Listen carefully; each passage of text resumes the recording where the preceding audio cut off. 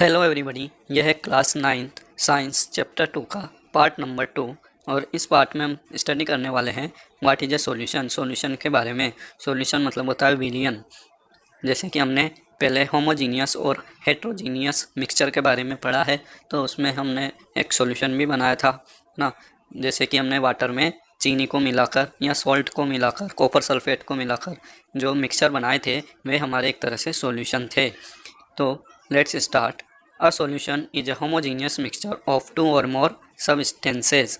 हमारा जो सॉल्यूशन होता है वह दो या दो से अधिक पदार्थों का एक होमोजीनियस मिक्सचर होता है। होमोजीनियस के बारे में हम पार्ट फर्स्ट में पढ़ चुके हैं। यदि आपने उसको नहीं देखा है तो उसको ज़रूर देख लें आप इस वीडियो को देखने से पहले, और इस चैनल को भी आप सब्सक्राइब कर लें ज़रूर, ताकि आपको सभी नोटिफिकेशन टाइम पर मिलती रहें। तो हमारा होमोजीनियस मिक्सचर ऐसा मिक्सचर होता है जिसमें दोनों पदार्थों के या दो से अधिक हमने उसमें पदार्थ मिलाए हैं, तो वे आसानी से और बहुत अच्छे से एक दूसरे में मिल जाते हैं। तो वही हमारा सॉल्यूशन या विलियन कहलाता है। You come across various types of solution in your daily life. और हम अपनी जो डेली लाइफ होती है उसमें कई तरह के सॉल्यूशंस के कांटेक्ट में आते हैं। Lemonade, soda water etc are all example of solution. Lemonade जैसे हम नींबू पानी पीते हैं, सोडा वाटर पीते हैं, कोल्ड ड्रिंक्स वगैरह पीते हैं, ये सभी क्या है सॉल्यूशंस के एग्जाम्पल हैं। Usually we think of a solution as a liquid that contains either a solid liquid or a gas dissolve in it, है ना। जनरली हम क्या सोचते हैं कि सॉल्यूशन ऐसा सॉल्यूशन होता है या ऐसी चीज़ होती है जिसमें किसी लिक्विड में, जनरली पानी में, कुछ भी सॉलिड या लिक्विड या गैस मिली हुई होती है, हम उसे सॉल्यूशन कहते हैं। लेकिन यह पूरी तरह से सही नहीं है। But we can also have solid solutions, alloys and gaseous solution. इसके अलावा हम सॉलिड सॉल्यूशंस भी हमारे पास होते हैं, हम उनको भी सॉल्यूशन में ही शामिल करते हैं, जिन्हें हम एलॉयस कहते हैं। एलॉयस का मतलब होता है मिश्र धातु, जिसमें दो या दो से अधिक धातुओं को मिलाकर एक नई धातु बनाई जाती है, उसको हम एलॉय कहते हैं। एंड गैसियस सॉल्यूशन भी होते हैं हमारे पास, जैसे कि एयर है। एयर में कई तरह की गैसें मिली हुई हैं and they are homogeneous mixture, so हम उनको भी सॉल्यूशन कहेंगे। In a solution there is homogeneity at the particle level. और सॉल्यूशन जो होता है हमारा बिल्कुल ट्रू सॉल्यूशन, उसमें पार्टिकल लेवल पर होमोजीनिटी पाई जाती है। होमोजीनिटी मतलब एक समरूपता होती है उसमें पार्टिकल लेवल पर, मतलब प्रत्येक पार्टिकल अच्छे से दूसरे पार्टिकल्स के साथ मिले हुए होते हैं। For example lemonade taste the same throughout. जैसे कि हम लेमोनेड, शिकंजी या नींबू पानी के बारे में यदि बात करें तो कहीं से भी हम यदि चम्मच या स्पैचुला भर कर निकालेंगे तो उसका जो टेस्ट होगा वो सेम होगा थ्रू आउट, वह समान मात्रा में खट्टी या मीठी जो भी लगती है वैसी लगेगी। This shows that particles of sugar or salt are evenly distributed in the solution. इससे क्या पता चलता है कि शुगर और साल्ट के या नींबू के रस के जो भी पार्टिकल्स हैं वह वाटर में बहुत अच्छी तरह से मिले हुए हैं या घुले हुए हैं। तो ये हमारा सॉल्यूशन होता है। एलॉयज़ के बारे में और लिखा गया है, alloys are mixture of two or more metals or a metal and a non metal and can not be separated into their components by physical methods. तो जैसे हमने ऊपर बताया, एलॉयज़ दो या दो से अधिक मेटल्स या मेटल्स और नॉन मेटल का मिक्सचर होता है। और कैसा मिक्सचर होता है? होमोजीनियस मिक्सचर होता है। और उनको हम उनकी जो कंपोनेंट्स हैं, उनकी जो मेटल्स हैं, उनमें वापस आसानी से फिजिकल मेथड्स के द्वारा सेपरेट नहीं कर सकते। But still an alloy is considered as a mixture because it shows the properties of its constituents and can have variable composition. लेकिन एलॉय को हम फिर भी एक मिक्सचर ही मानते हैं, क्योंकि इसकी जो कॉन्स्टिट्यूएंट्स होते हैं उनकी प्रॉपर्टीज़ थोड़ी अलग अलग वो शो करते हैं। एलॉयज़ बनने के बाद वह एक नई प्रॉपर्टी शो करने लगते हैं एलॉयज़, और उनकी जो कंपोजिशन होती है वह भी थोड़ी वेरिएबल होती है, वह बहुत अच्छे से पार्टिकल लेवल पर नहीं मिल पाते हैं। जैसे कि एग्जांपल है ब्रास। ब्रास मतलब पीतल। Brass is a mixture of approximately 30% zinc and 70% copper. हमारी जो ब्रास होती है पीतल, इसके अंदर जिंक और तांबा मिला होता है ना। ये भी आपके लिए एक अच्छा क्वेश्चन है, काफ़ी कॉम्पिटिटिव एग्जाम्स में भी पूछा जाता है। तो आप याद रखें, ब्रास यानी पीतल, है ना, पीतल होती है, और आप इसको याद रखें पीतल का ताज। है ना। इसमें दो चीज़ें होती हैं, तांबा और जस्ता, पीतल का ताज। तो ये जो पीतल का ताज है जिसमें तांबा है 70% और 70% कॉपर है मतलब तांबा है, और 30% क्या है, जस्ता यानी कि जिंक। तो आप इसको अच्छे से याद रख सकते हैं, नोट कर सकते हैं। Then a solution has a solvent and a solute as its component. एक सॉल्यूशन के अंदर दो चीज़ें हमें देखने को मिलती हैं, एक तो होता है सोल्यूट और दूसरा होता है solvent. The component of the solution that dissolve the other component in it, usually the component present in larger amount is called the solvent।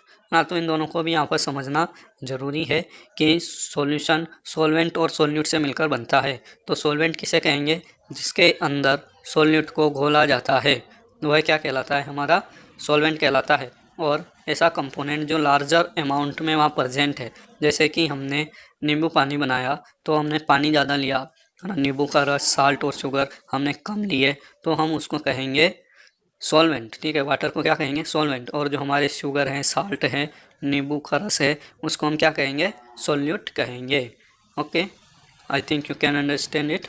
The component of the solution that is dissolved in the solvent usually present in lesser quantity is called the solute। और जो वह component जो solution में कम मात्रा में present होता है और जिसे सॉल्वेंट में घोला जाता है या डाला जाता है, मिलाया जाता है, वह कंपोनेंट क्या कहलाता है, हमारा सोल्यूट कहलाता है। तो आप यहाँ से सोल्यूट और सॉल्वेंट की डेफिनेशन नोट कर सकते हैं।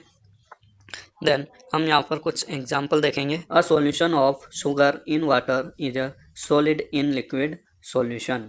तो सॉल्यूशन तो हम समझ ही चुके हैं, अब यहाँ पर उसके टाइप्स को समझने की कोशिश करेंगे और आप इनको ध्यान से समझें। तो हमारा जो शुगर हमने यदि वाटर में घोला है तो हमारा किस टाइप का सॉल्यूशन है, सॉलिड इन लिक्विड सॉल्यूशन, क्योंकि हमने शुगर को जो कि सॉलिड फॉर्म में है हमारी, उसको वाटर में जो कि लिक्विड फॉर्म में है उसको घोला है। तो इस तरह का सॉल्यूशन क्या कहलाएगा, सॉलिड इन लिक्विड सॉल्यूशन।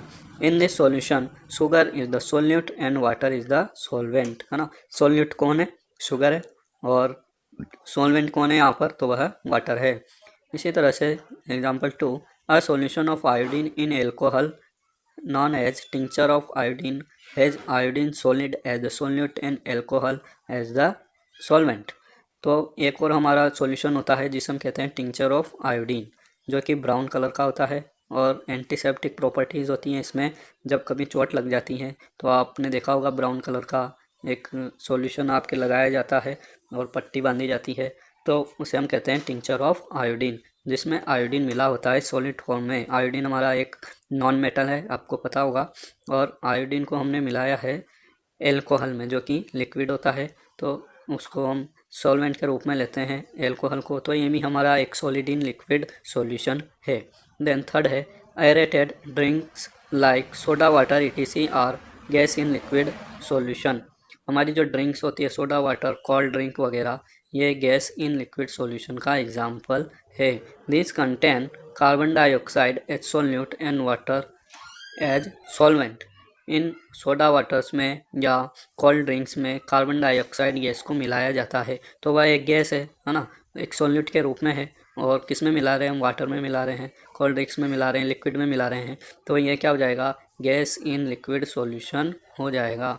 तो आप इस तरह से भी एग्जाम्पल को याद रखें, आपसे एग्जाम में पूछा जा सकता है, give the example of gas in liquid solution और सॉलिड इन लिक्विड सॉल्यूशन, इस तरह से, ठीक है। Then our next example is air. Air is a mixture of gas in gas. Air भी हमारा मिक्सचर है गैस इन गैस, बहुत सारी गैसें गैसों में मिली होती हैं, तो ये हमारा एक तरह का सॉल्यूशन है जिसे हम कहते हैं gas in gas type of solution. Air is a homogeneous mixture of a number of gases. Air में कई तरह की गैसें होमोजीनियस तरीके से मिली होती हैं। Its two main constituents are oxygen and nitrogen. Air में हमारी जो मेन गैसें हैं, सबसे ज़्यादा तो नाइट्रोजन होती है 78%, उसके अलावा ऑक्सीजन होती है 21%, एक और मुख्य गैस होती है CO2 जो कितनी होती है 0.03% हमारी एयर में होती है। इसके अलावा भी और भी गैसेज होती हैं। The other gases are present in very small quantities, और वे गैसें बहुत कम मात्रा में प्रेजेंट होती हैं। तो आप इसको भी याद रखें। Then properties of a solution. Solution की क्या प्रॉपर्टीज़ होती हैं, हम कैसे सॉल्यूशन को डिफ़ाइन कर सकते हैं। अभी तक हमने ये पढ़ा है कि solution is a homogeneous mixture, उसके अलावा भी और प्रॉपर्टीज़ हम पढ़ने वाले हैं। A solution is a homogeneous mixture, एक समांगी मिश्रण होता है solution. The particles of a solution are smaller than 1 nanometre 10⁻⁻⁹ metre. तो आप इसको भी ध्यान रखें कि 1 नैनोमीटर, एन को क्या पढ़ेंगे आप, नैनोमीटर, और 1 नैनोमीटर में कितने मीटर होते हैं, तो 10⁻⁹ मीटर होते हैं इन डायामीटर। तो उनका जो डायामीटर होता है पार्टिकल्स का वो बहुत छोटा होता है। So they can not be seen by naked eyes, इसलिए हम उनको नेक्ड आइज से नहीं देख पाते हैं। Because of very small particle size they do not scatter a beam of light passing through the solution। तो उनकी जो आकार होता है पार्टिकल्स का, सॉल्यूट का या सॉल्वेंट का, वो बहुत छोटे होते हैं। तो वे जब हम उनमें, जैसे आप डायग्राम में देख पा रहे हैं, उनमें टॉर्च हम सामने से डालते हैं, टॉर्च का प्रकाश, तो उसमें लाइट की बीम को स्कैटर नहीं कर पाते हैं और सीधे डायरेक्ट प्रकाश निकल जाता है और हमें लाइट का पाथ विजिबल नहीं होता है, तो हमें टिंडल इफ़ेक्ट भी दिखाई नहीं देता है। तो हमने इसके बारे में फर्स्ट वीडियो में भी डिस्कस किया था, तो आप समझ पा रहे होंगे कि हम यहाँ पर ये भी लिख सकते हैं डायरेक्टली कि solution does not show टिंडल effect. ठीक है, जब हम लाइट पास करते हैं सॉल्यूशन में या किसी और दूसरे मिक्सचर में, तो यदि हमें उसका पाथ, लाइट का पाथ यदि विजिबल होता है, दिखाई देता है, जैसे कि कोलाइडल और सस्पेंशन में दिखता है, तो हम उसको टिंडल इफ़ेक्ट कहते हैं। लेकिन ट्रू सॉल्यूशन में टिंडल इफ़ेक्ट दिखाई नहीं देता है। It is important point. So the path of light is not visible in solution. Then the solid particles cannot be separated from the mixture by the process of filtration। चूँकि solute के particles बहुत छोटे होते हैं solution के अंदर, तो हम उन कंपोनेंट्स के पार्टिकल्स को फिल्ट्रेशन के द्वारा यानी कि छान कर अलग अलग नहीं कर सकते। The solid particles do not settle down when left undisturb. और यदि हम कुछ टाइम के लिए सॉल्यूशन को रख देते हैं, ढीला छोड़ देते हैं, तो वह उसके जो सॉलिड के पार्टिकल्स होते हैं वह नीचे नहीं बैठते हैं, जैसे कि हमें सस्पेंशन में दिखाई देता है। जब हम चौक का पाउडर या आटा मिलाते हैं वाटर के अंदर, तो उसके पार्टिकल्स धीरे धीरे नीचे बैठने लगते हैं। लेकिन ट्रू सॉल्यूशन में ऐसा नहीं होता है। When left undisturb that is a solution is stable. इसलिए हम कह सकते हैं कि सॉल्यूशन स्टेबल होता है। उसमें जिन पार्टिकल्स को हम एक बार मिला देते हैं सॉल्यूट को, तो वह हमें दोबारा प्राप्त होने में थोड़ी आसानी नहीं होती है, इसलिए हम उनको कहते हैं solution is a stable. Now our next topic is concentration of a solution. Concentration का अर्थ होता है सांद्रता, और सांद्रता किसी भी सॉल्यूशन की कंसंट्रेशन वह मात्रा होती है सॉल्यूट की जो हम किसी सॉल्वेंट में मिलाते हैं, डालते हैं। और कंसंट्रेशन क्या होती है, इसके कितने प्रकार होते हैं और किस किस तरह से हम उनको डिफाइन कर सकते हैं, वह हम इसमें पढ़ने वाले हैं। In activity 2.2 we observe that group A and B obtain different shades of solution. Activity 2.2 में हमने देखा था ए एंड बी को अलग अलग शेड सॉल्यूशन मिलते हैं, है ना। कॉपर सल्फेट मिलाते हैं बच्चे, group A 1 spatula 1 spoon copper sulphate मिलाते हैं, जबकि दूसरे ग्रुप वाले 2 स्पून कॉपर सल्फेट उसमें मिलाते हैं। तो हम देख पा रहे हैं कि जिसमें ज़्यादा कॉपर सल्फेट मिली है उसका कलर ज़्यादा गहरा आया है, उसका शेड थोड़ा गहरा है। So we understand that in a solution the relative proportion of the solute and solvent can be varied। तो हम यहाँ पर देख पा रहे हैं आराम से कि किसी भी सॉल्यूशन में सॉल्यूट और सॉल्वेंट का जो प्रोपोर्शन होता है, रेशियो होता है, अनुपात होता है, वह वेरी कर सकता है, अलग अलग हो सकता है। Depending upon the amount of solute present in a solution it can be called a dilute, concentrated और अ सैचुरेटेड सॉल्यूशन। तो जितने अमाउंट में हम सॉल्यूट डालते हैं किसी सॉल्यूशन में, तो उस हिसाब से हम उसको 3 तरह से और परिभाषित कर सकते हैं। तो हमारे पास वापस सॉल्यूशन के 3 प्रकार हमें मिलते हैं, डाइल्यूट सॉल्यूशन, कंसनट्रेटेड सॉल्यूशन और सैचुरेटेड सॉल्यूशन। डाइल्यूट को हम बोलते हैं तनु विलयन, कंसनट्रेटेड को बोलते हैं सांद्र विलयन, और सैचुरेटेड सॉल्यूशन का अर्थ होता है संतृप्त विलयन। Dilute and concentrated are comparative terms. तो यहाँ पर डाइल्यूट और कंसनट्रेटेड एक कंपैरेटिव टर्म है, मतलब तुलनात्मक बिंदु है ना। कि एक के सापेक्ष हम दूसरे को परिभाषित करते हैं। एक में 1 चम्मच है तो दूसरे में 2 चम्मच है, तो हम दूसरे वाले को क्या बोलेंगे कि दूसरा वाला पहले वाले की तुलना में ज़्यादा कंसंट्रेटेड है। ठीक है, जिसमें सॉल्यूट की मात्रा ज़्यादा वह ज़्यादा कंसंट्रेटेड, और जिसमें सॉल्यूट की मात्रा कम वह दूसरे वाले की तुलना में डाइल्यूट होता है। ठीक है, तो ये मात्रा पर डिपेंड करता है और ये तुलनात्मक पॉइंट्स होते हैं। In activity 2.2 the solution obtained by group A is dilute as compared to that obtained by group B. तो जैसे हमने एक्टिविटी में देखा है, एक ने 1 चम्मच डाली, दूसरे ने 2 चम्मच डाली, तो ग्रुप ए का जो सॉल्यूशन था 1 चम्मच वाला वह दूसरे बी ग्रुप वाले की तुलना में डाइल्यूट सॉल्यूशन था। Then activity 2.3 take approximately 50 ml of water each in 2 separate beakers. आपको 2 बीकर्स लेने हैं और दोनों में 50 ml वाटर डालना है। Add salt in 1 beaker and sugar or barium chloride in the second beaker. एक में आपको साल्ट लेना है ना, नमक हम ले सकते हैं, और शुगर या बेरियम क्लोराइड हम लेंगे दूसरे बीकर में, उसको डालेंगे। ठीक है, एक में हमने साल्ट डाला है और दूसरे में शुगर डाली है, और उनको लगातार हम हिला रहे हैं, मिला रहे हैं। When no more solute can be dissolved, heat the contents of the beaker to raise the temperature by about 5 degree Celsius. अब हम जब साल्ट डाल रहे हैं, दूसरे में शुगर डाल रहे हैं, तो हम इनको लगातार मिलाते जा रहे हैं और तब तक मिलाते जा रहे हैं जब तक कि इसमें साल्ट या शुगर डिजोल्व होना बंद ना हो जाए। ठीक है, जब तक उसमें सॉल्यूट की और अधिक मात्रा घुलना बंद ना हो जाए हम उसको मिलाते रहेंगे, और उसके बाद हम उसको थोड़ा सा गर्म करेंगे और जो सॉल्यूशन है उसका टेम्परेचर हम 5 डिग्री तक बढ़ा देंगे। Start adding the solute again. तो हम पाएंगे कि टेम्परेचर बढ़ाने के बाद उसमें हम और अधिक सॉल्यूट को घोल पाते हैं दोनों बीकर्स में, यदि हम मिला रहे हैं तो। It is the amount of salt and sugar or barium chloride that can be dissolve in water at a given temperature the same. क्या यहाँ पर हमने दोनों को मिलाया तो क्या साल्ट और शुगर या बेरियम क्लोराइड की समान मात्रा हमने उसमें घोली है या हम घोल पाए हैं। At any particular temperature a solution that had dissolved as much solute as it is capable of dissolving is said to be a saturated solution. तो हमें यहाँ पर सैचुरेटेड सॉल्यूशन की डेफिनेशन मिल जाती है, और वह डेफिनेशन क्या है? एट एनी पर्टिकुलर टेम्परेचर, किसी भी दिए गए तापमान पर या विशेष तापमान पर, a solution that has dissolved as much solute as it capable of dissolving. ना, किसी दिए गए तापमान पर कोई सोल्यूट किसी सॉल्वेंट में घोला जाए और जितना अधिक को घोला जा सकता है उतना अधिक वह घोला जाए, तो हम ऐसी कंडीशन को क्या बोलते हैं? सैचुरेटेड सॉल्यूशन, है ना। मतलब अधिकतम उसकी मात्रा हम घोल सकते हैं सॉल्यूट की सॉल्वेंट के अंदर। तो जब हम उसको घोल चुके होते हैं तब हमें जो सॉल्यूशन प्राप्त होता है उसे हम सैचुरेटेड सॉल्यूशन कहते हैं। और दूसरे शब्दों में, in other words, when no more solute can be dissolved in a solution at a given temperature it is called a saturated solution. जब किसी सॉल्यूशन में और अधिक सॉल्यूट को हम नहीं घोल सकते, ऐसे सॉल्यूशन को किसी दिए गए तापमान पर हम सैचुरेटेड सॉल्यूशन, संतृप्त विलयन कहते हैं। तो जहाँ पर 2 डेफिनेशन है, आप दोनों लिख सकते हैं, या आपको जो पसंद आए, समझ में आए, उसको आप लिख सकते हैं सैचुरेटेड सॉल्यूशन की।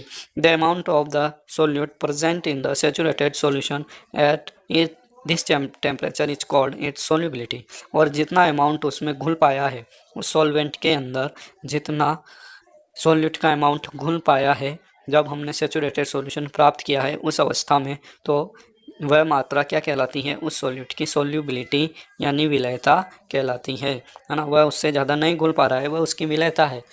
अब हमने यहाँ पर ऊपर शुगर, साल्ट, बेरियम क्लोराइड घोल के देखा तो सबकी समान मात्रा वाटर में नहीं घुलेगी ना, सबकी अधिकतम मात्रा जो वाटर में घुल सकती है वह अलग अलग होगी। उसी को हम क्या कहते हैं? सॉल्युबिलिटी कहते हैं। If the amount of solute contained in a solution is less than the saturation level, it is called an unsaturated solution। तो यहाँ पर फिर हमें एक और टर्म मिलता है, अनसेचुरेटेड सॉल्यूशन। ऊपर हमने सेचुरेटेड सॉल्यूशन बनाया, है ना। सेचुरेटेड आप समझ गए कि जब हम अधिक से अधिक मात्रा में सॉल्यूट को उसमें डिजोल्व कर देते हैं सॉल्वेंट के अंदर, तो हमें एक सेचुरेटेड सॉल्यूशन मिलता है। लेकिन यदि हमने उसकी मैक्सिमम अमाउंट से थोड़ा कम अमाउंट में उसको घोला है ना, वो कितना भी हो सकता है, उस कंडीशन को हम क्या कहेंगे, अनसैचुरेटेड सॉल्यूशन कहेंगे। ठीक है, ये भी एक डेफिनेशन है और इसे भी नोट करें। What would happen if you were to take a saturated solution at a certain temperature and cool it slowly? क्या होगा यदि आप किसी सैचुरेटेड सॉल्यूशन को किसी टेम्परेचर पर गर्म कर लेंगे या उसे प्राप्त कर लेंगे और फिर उसको आप यदि धीरे धीरे ठंडा करना शुरू करेंगे तो उसके साथ क्या होगा। We can infer from the above activity that different substances in a given solvent have different solubilities at the same temperature। तो हमने ऊपर की एक्टिविटीज में ये जान पाए हैं कि अलग अलग पदार्थों की अलग अलग सॉल्वेंट्स में या किसी दिए गए सॉल्वेंट में उनकी विलेयता सोल्यूबिलिटी अलग अलग होती है एक ही तापमान पर। The concentration of a solution is the amount, mass or volume of solute present in a given amount of mass or volume of solution. तो कंसंट्रेशन को हम यहाँ पर मैथमेटिकल तरीके से कैलकुलेट करना आप सीखेंगे। तो कंसंट्रेशन क्या होता है किसी भी सॉल्यूशन में, ठीक है, it is the concentration of solution is the amount of solute, है ना, किसी भी सोल्यूट का अमाउंट जो कि उसका मास हो सकता है या उसका वॉल्यूम हो सकता है। मास की यूनिट हम ग्राम या किलोग्राम में लिखते हैं और वॉल्यूम की लीटर या मिलीलीटर में लेते हैं, तो हम समझ जाएंगे कि मास दिया गया है या वॉल्यूम दिया गया है। तो किसी भी अमाउंट में सॉल्वेंट में जब हम घोलते हैं, सॉल्यूशन में उसको घोलते हैं, तो वह उसका कंसंट्रेशन बन जाता है। There are various ways to expressing the concentration of a solution. Concentration को एक्सप्रेस करने के कई तरीके होते हैं और इनको आप और ज़्यादा आपकी 11th क्लास में पढ़ेंगे, लेकिन अभी जो आपकी बेसिक चीज़ें हैं वह 9th क्लास में शुरू हो गई हैं और आपको बड़ी क्लासों में साइंस पढ़ने में दिक्कत ना आए, इसके लिए ज़रूरी है कि आप इन चीज़ों को, टर्म्स को अच्छी तरह से समझ लें। But here we will learn only 3 methods. तो कई तरीके होते हैं कंसंट्रेशन को डिफाइन करने के, मोलरिटी, मोलेलिटी, नॉर्मेलिटी वगैरह, और बहुत सी चीज़ें होती हैं, लेकिन हम यहाँ पर केवल 3 तरीक़ों के बारे में पढ़ेंगे, है ना, जो कि बहुत सिंपल हैं और आसानी से आपको समझ में आनी चाहिए। तो हमारा फर्स्ट तरीका है मास by mass percentage of a solution. जब हम सॉल्यूट को तोलते हैं, है ना, उसको ग्राम या किलोग्राम में तोलते हैं, तो हम क्या लेते हैं, उसका सॉल्यूट का मास लेते हैं, ठीक है। और सॉल्यूशन को भी यदि हम ग्राम और किलोग्राम में तोलते हैं तो उसका भी क्या लेंगे, मास लेंगे। और यदि हम मास ऑफ सॉल्यूट को मास ऑफ सॉल्यूशन से डिवाइड करके 100 से मल्टीप्लाई करते हैं तो हमें क्या मिलता है, मास by mass percentage of solution, है ना। तो आप समझ पा रहे होंगे कि हमें परसेंटेज निकालना है कुल मिला के कि सॉल्यूट किसी सॉल्यूशन में कितना प्रेजेंट है। दूसरा तरीका है हमारा mass by volume percentage of a solution. तो यदि हम सॉल्यूट का मास लेते हैं, मास मतलब उसको ग्राम या किलोग्राम में तोलते हैं, तो हम बोलेंगे उसका हमने मास लिया है सॉल्यूट का। लेकिन यदि हम सॉल्यूशन का वॉल्यूम निकालते हैं, है ना, उसको हम ml, मिलीलीटर या लीटर में नापते हैं, उसका वॉल्यूम लेते हैं और उसको हम डिवाइड करते हैं सॉल्यूट के मास में, तो हमें मिलता है mass by volume percentage of a solution, है ना। तो आप इन फॉर्मूलों को थोड़ा 1-2 बार लिख के लर्न करेंगे तो आपको याद हो जाएंगे, आप इनको नोट जरूर करें। देन थर्ड तरीका है volume by volume percentage of a solution. यदि हम सॉल्यूट का भी वॉल्यूम लेते हैं और सॉल्यूशन का भी वॉल्यूम लेते हैं, है ना, देखिए यहाँ पर सॉल्यूशन लिखा हुआ है, तीनों फॉर्मूलों में नीचे सॉल्यूशन लिखा हुआ है, सॉल्वेंट कहीं भी नहीं लिखा है, तो आप बिल्कुल भी कंफ्यूज ना हो। सॉल्यूशन का अर्थ होता है सॉल्वेंट प्लस सॉल्यूट, है ना। तो ये दोनों का जो योग होगा, जितना हमने सॉल्यूट लिया है और जितना सॉल्वेंट लिया है, दोनों के योग को हम सॉल्यूशन कहेंगे। तो आप बिल्कुल भी कंफ्यूज ना हो, सॉल्यूशन में आपको दोनों को जोड़कर लिखना है और ऊपर सिर्फ सॉल्यूट को लिखना है, क्योंकि हम सॉल्यूट की परसेंटेज निकाल रहे हैं किसी भी सॉल्यूशन के अंदर, और परसेंटेज निकालने के लिए 100 से मल्टीप्लाई करते ही हैं, तो कोई प्रॉब्लम नहीं है, आप बिल्कुल आसानी से इसको समझ सकते हैं। देन एग्जाम्पल 2.1, यहाँ पर एक एग्जाम्पल दिया गया है कंसंट्रेशन को समझने के लिए। A solution contain 40 gram of common salt in 320 gram of water. एक सॉल्यूशन में, है ना, एक सॉल्यूशन बना हुआ है जिसमें 40 ग्राम कॉमन साल्ट मिलाया गया है 320 ग्राम ऑफ वाटर। देखिए यहाँ पर हमारा सॉल्यूट भी ग्राम में दे रखा है और वाटर यानी सॉल्वेंट भी ग्राम में दे रखा है, तो हमारे यहाँ पर जो कंसंट्रेशन निकलेगा वो मास बाय मास निकलेगा definitely. Calculate the concentration in terms of mass by mass percentage of the solution, तो हमें मास बाय मास परसेंटेज निकालनी है। तो let's do it. Mass of solute 40 gram, mass of solvent 320 gram. We know that mass of solution है ना, जैसे मैंने बताया ऊपर, हमें नीचे मास ऑफ सॉल्यूशन लेना होता है, तो मास ऑफ सॉल्यूशन क्या होगा, mass of solute plus mass of solvent, और ये हो जाएगा 40 plus 320 is equal to 360 gram. Then mass percentage क्या हो जाएगी, mass of solute upon mass of solution, जिसे हम 40 अपॉन 360 इंटू 100 लिखेंगे, तो हमारा आंसर आ जाएगा 11.1%। तो आप इन एग्जाम्पल्स को अपने से खुद से करके देखें तो आपको और अच्छे से ये समझ में आएंगे। हमारा नेक्स्ट टॉपिक है what is a suspension. Suspension क्या होता है, इसके बारे में हम नेक्स्ट वीडियो में पढ़ेंगे। आपको ये वीडियो कैसा लगा कमेंट करके बताएं हैं, और अभी तक यदि आपने सब्सक्राइब नहीं किया है चैनल को तो प्लीज़ आप ज़रूर सब्सक्राइब कर लें। Keep watching and keep learning. Okay, thank you.